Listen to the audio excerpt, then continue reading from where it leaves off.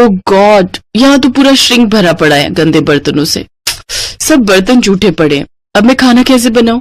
ये मेरी देवरानी दिव्या भी ना एक नंबर की आलसी है। सुबह जब शीला बर्तन धोकर जाती है तब तो सबके लिए नाश्ता बना लेती है, लेकिन जब शाम को यहाँ बर्तनों का पहाड़ इकट्ठा होता है तो वो महारानी अपने कमरे में चूहे की तरह डूबकर बैठ जाती है। अभी बताती हूँ मैं इसे। दिव्या, अरे ओ दिव्या, कहाँ है?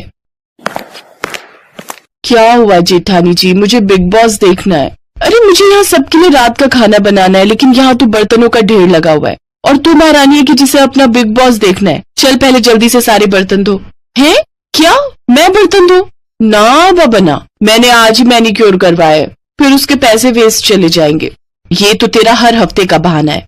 जब जानती है कि घर के कामकाज में खराब होना है तो क्यों बेकार पैसे फूंक कर आती है। चल अब बर्तन धो, मुझे खाना बनाने में देर हो रही है।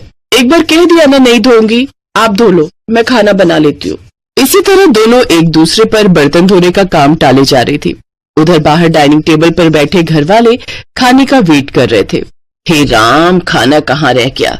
मेरे पेट में तो चूहे कूद रहे हैं, लेकिन ये रसोई से आवाज कैसी आ रही है? माँ लगता है दोनों फिर से शुरू हो गई।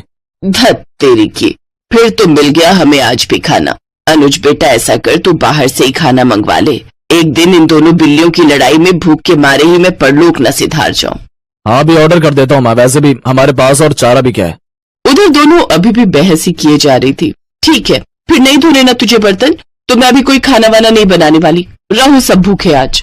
अरे भूखे क्यों रहेंगे? कल रोहन जी ने खाना ऑर्डर किया था, आज अनुज भैया को बोलो, वो ऑर्डर कर देंगे।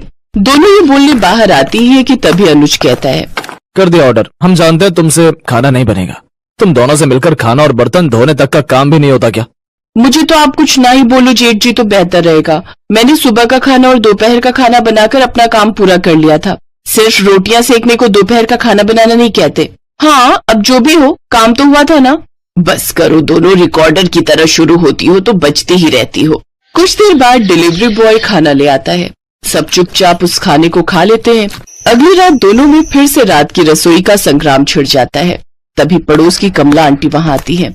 ये ले रश्मि, आज अपनी बेटी के यहाँ गई थी। उसके बेटे का मुंडन था ना, तो वही भंडारा था। सोचा तुम्हारे लिए प्रसाद लेती चलूं। लो, तुम सब भी खा लेना। अरे वाह, फिर तो आज रात की रसोई बनानी नहीं पड़ेगी और ना वो बर्तन धोने पड़ेंगे। रश्मि ये देखकर खुश हो जाती है।